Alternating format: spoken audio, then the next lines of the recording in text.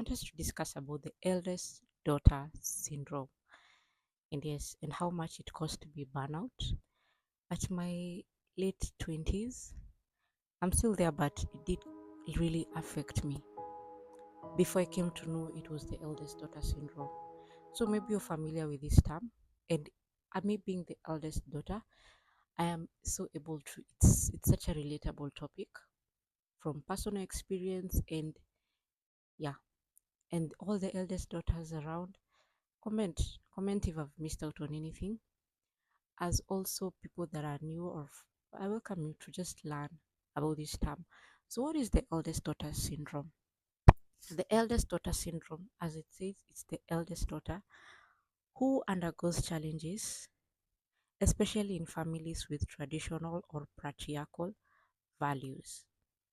It is described as the social and emotional experiences many elder daughter go through consciously or unconsciously, who take on the caregiver, protector, or co-parent role within their families. She is not allowed to become a child first. She's more of the caregiver, protector, co-parent role. Acts she acts on behalf of the parent very early on instead of her accomplishing, milestones. She's parentified too early. So that is the eldest daughter syndrome. And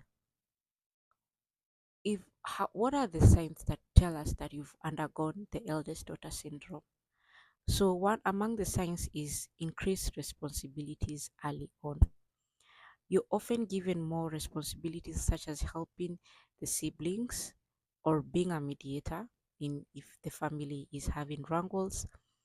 And what happens, as much as yes, there are positive attributes that come with it, like you having strong leadership skills, independence, and resilience, but also it does create a feeling of stress, pressure, or resentment if the responsibility is too excessive. So yeah, if you're used to us as eldest daughters, we attend to take care of our siblings, and you find yourself acting as the mom.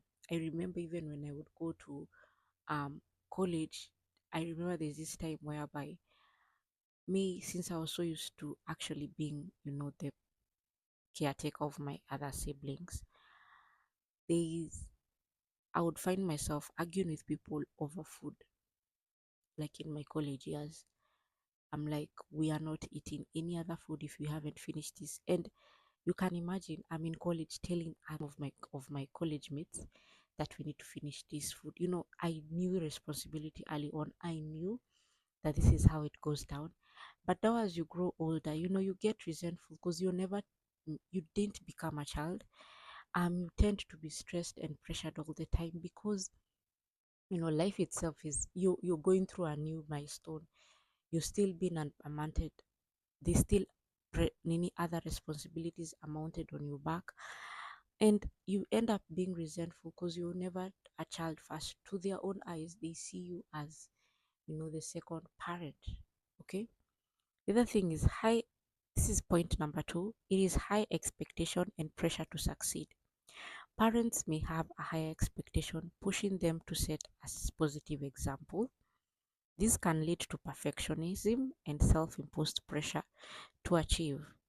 The eldest daughter might feel a need to be responsible, dependable, even if it compromises her own needs. Yeah, this is normal. I believe every firstborn knows this, whereby you're the role model to other siblings. So there's a way you have to deliver and perform. But understand, maybe you don't even have the capacity. Um, let's say the capacity mentally it's that they've placed or the standards that have been placed, it is so high. And I keep saying that parents, the standards that you set for your children, it can diminish their potential early on. It doesn't mean that they'll actually work towards it. They may already know that they can't reach to such potentials that you've placed on them, and they actually give up too early. So out of this, you know This pressure, burnouts, and one compromising their own needs. Like you're like me. Caretaker, point number 3, caretaker role and natural role. Yeah, as I said, you're now the second parent. The eldest daughter frequently finds themselves taking emotional roles, providing support to younger siblings. Yes, I did this, and most of our oldest siblings can testify. The second mother role can lead to a strong nurturing instinct, but it leads to emotional burnout because you don't have the capacity to actually act as a mom. You're a child, okay? And blur the boundaries between siblings and parents. Like you find yourself, maybe your mom or your parent tends to think that you have to do this because she has commanded you, or maybe there's a place that you need to go, but herself she has prioritized her where she needs to go and sees that where you're going is irrelevant.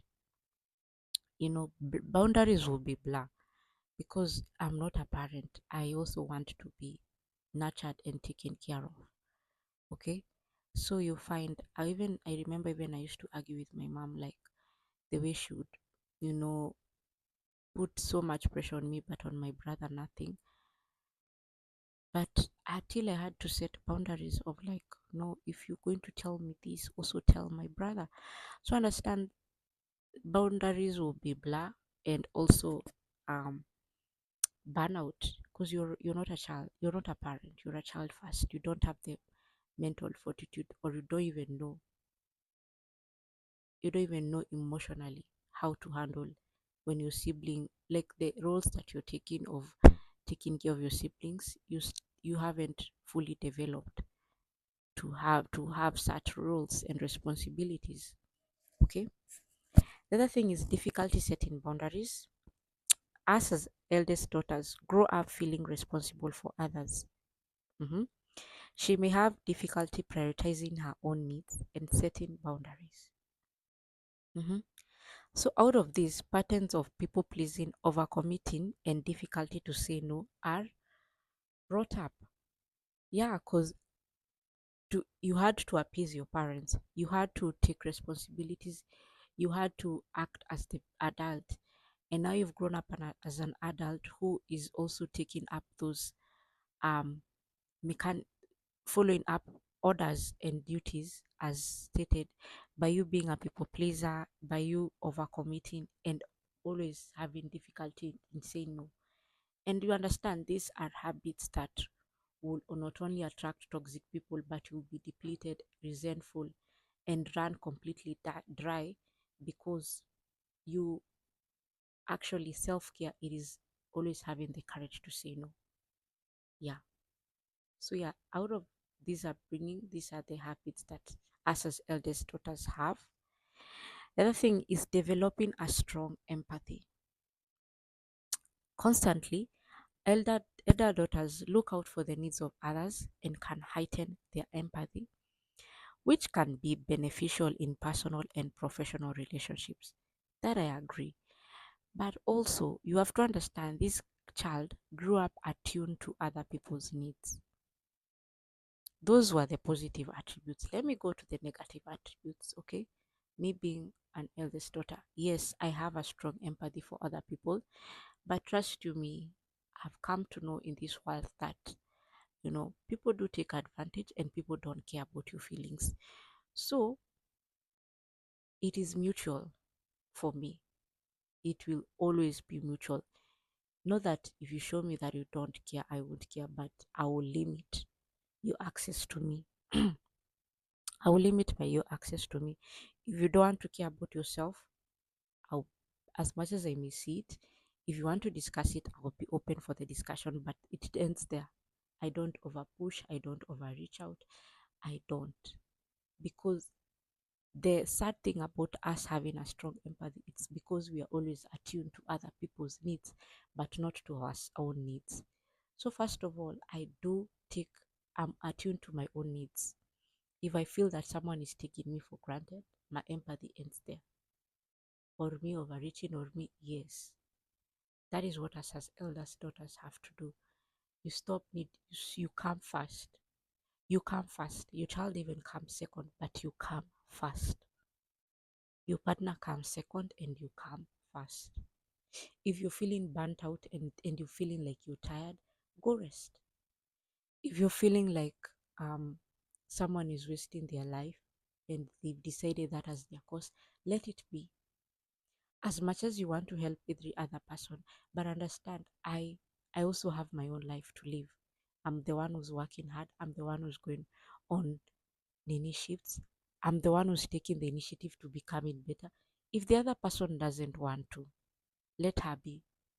And I'm not gonna push the narrative. I am just gonna focus on me. Bring that energy and that empathy that you always have for others to your own self first.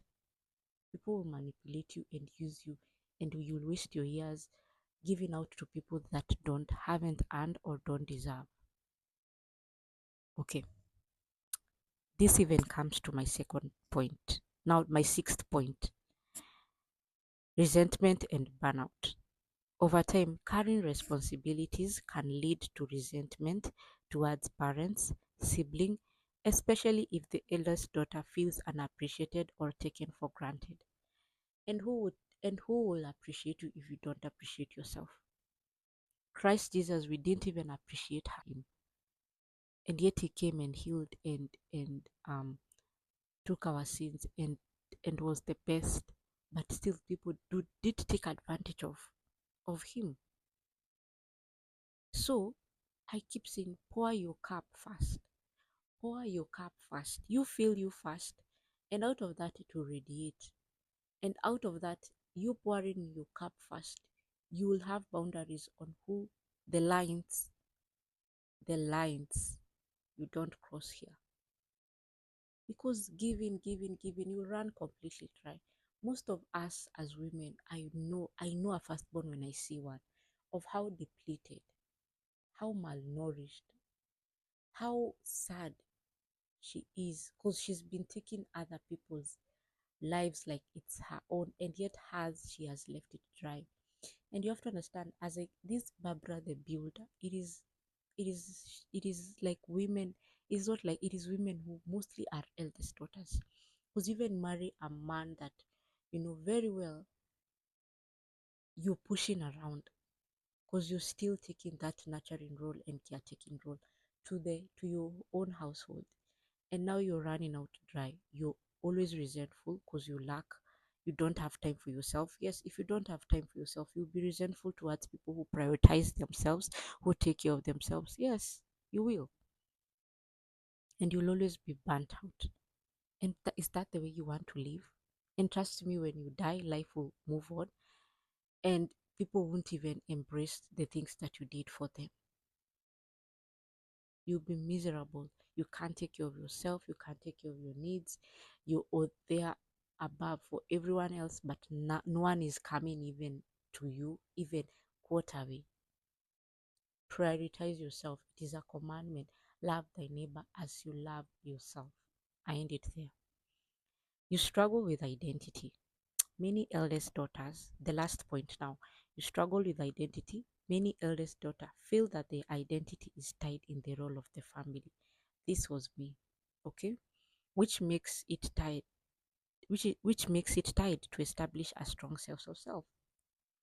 Yes, because first of all, individualization and identification was never nurtured.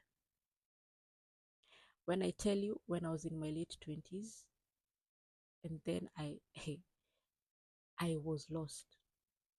Like, I believe in my early 20s, I was also a lost being, because it wasn't actively put inside of me to become an individualized being, because you're so used to following commands, following orders, listening to these. You don't even have the power to assert your voice.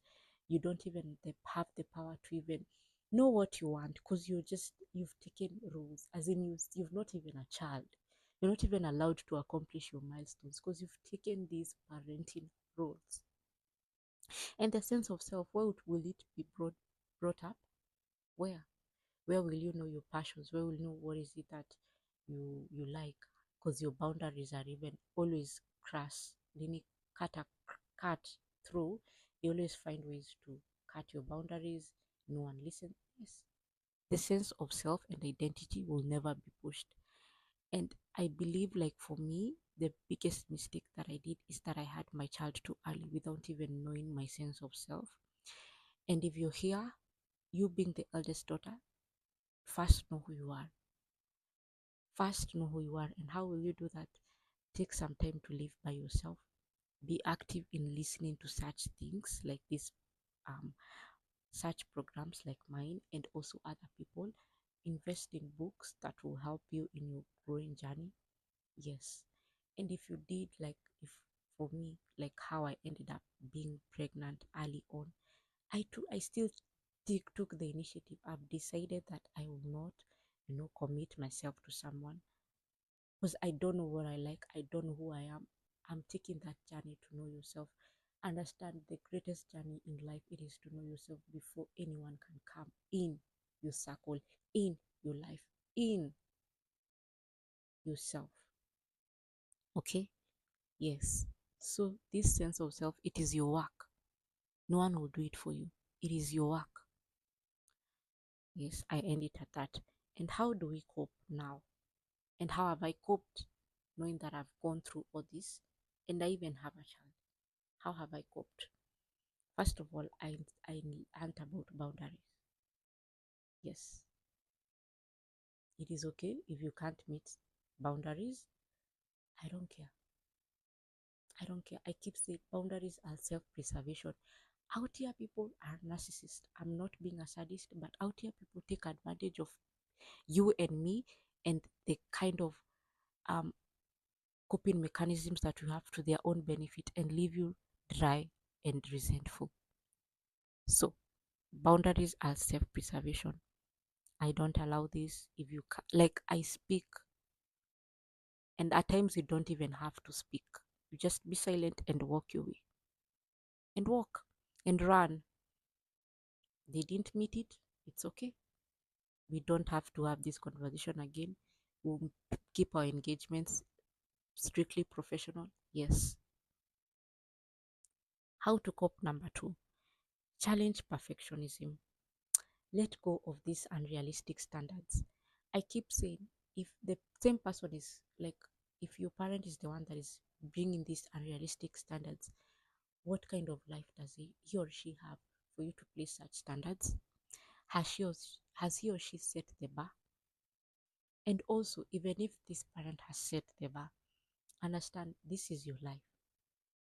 You're running dry, you're having mental illnesses like high functioning depression, which is always masked so very well when you, because you're always suit and tied, but deep within yourself you feel depleted and dry. Because first of all, where you are, it is not where you, it was something that was pushed. It was a narrative that was pushed to you. And like you pursuing, yes, you may use, I keep saying that may be a stepping stone, but ensure that you go back to your passions, to go back to your childlike instincts. There's this guy that I was speaking to, and he told me how much he loved playing the guitar, but life came. I'm like, go to your church. There are always people that are training. Go. um you could see the way he would smile when you think of that guitar, and that's what we need to go back to. Because before systems, before parents, before caretaker roles, before responsibilities, you didn't know who you are, you don't know your desires. Take time, always have that 1 hour to fill your cup.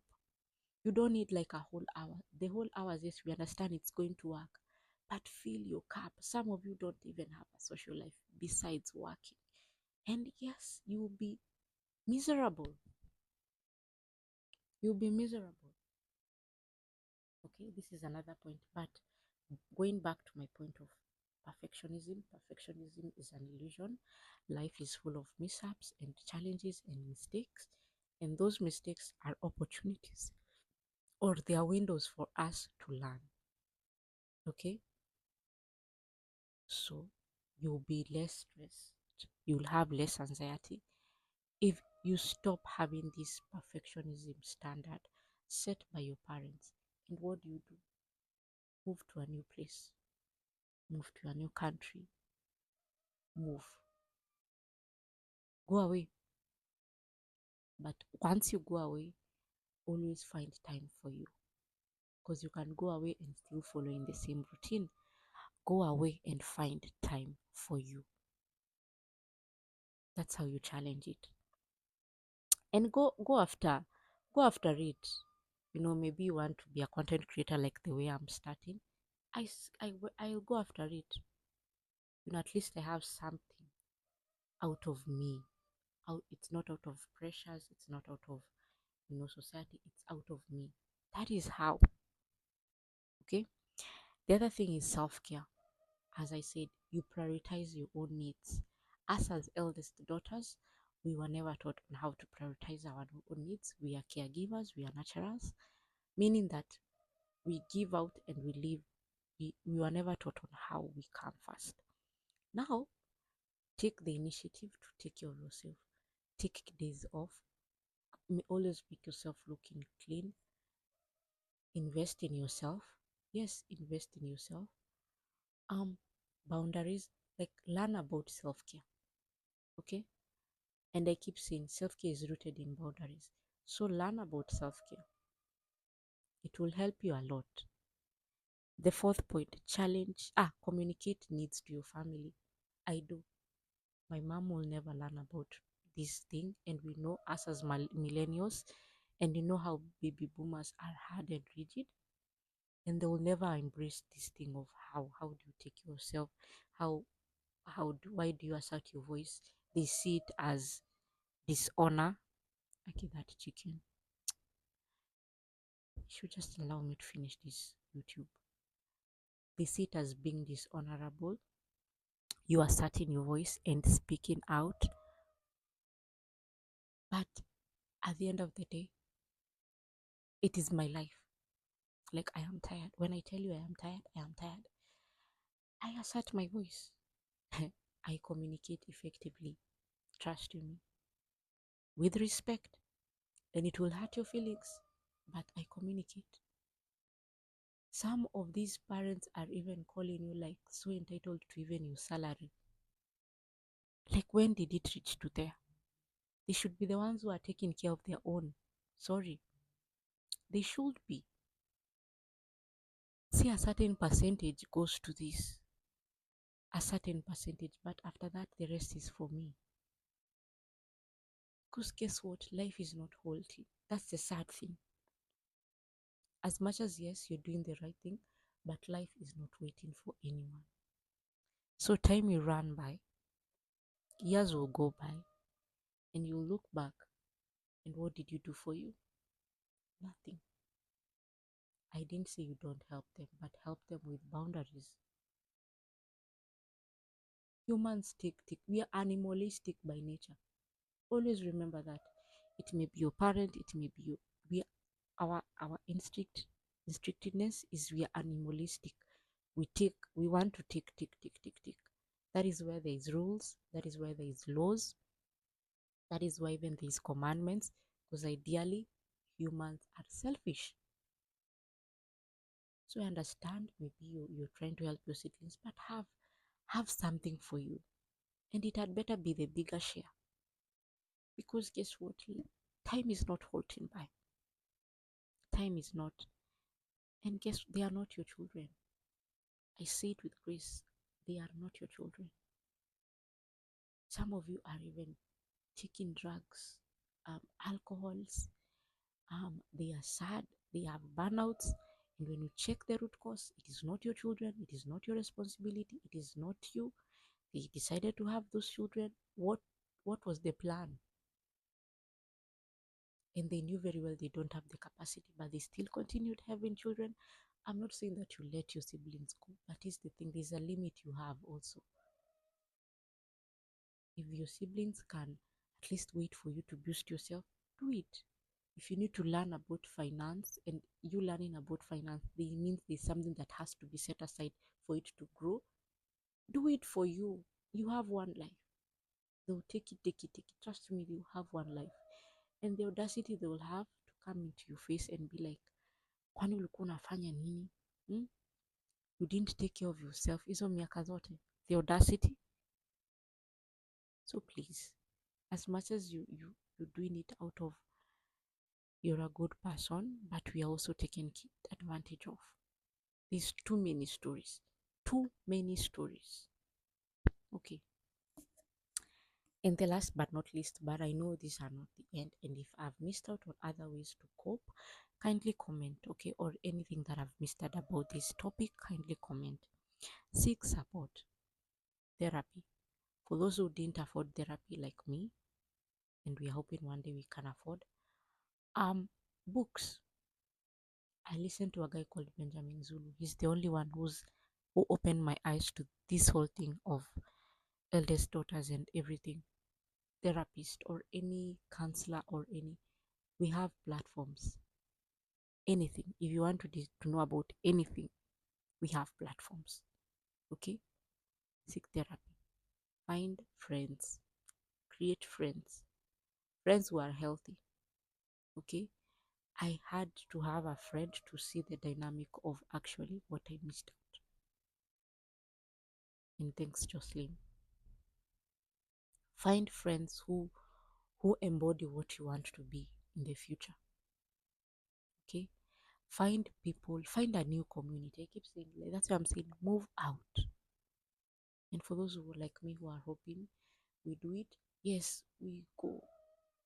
Life is beautiful. It is not caged and sheltered and and it is meant to be lived and to be. As much as you make those mistakes, as much as you always that setback, but you lived. Life is meant to be cherished and valued and like and explored. Yeah. So I come to the end of my video, and if I've missed out on any, kindly comment. Kindly comment. I like this engagement. And yeah, bye guys.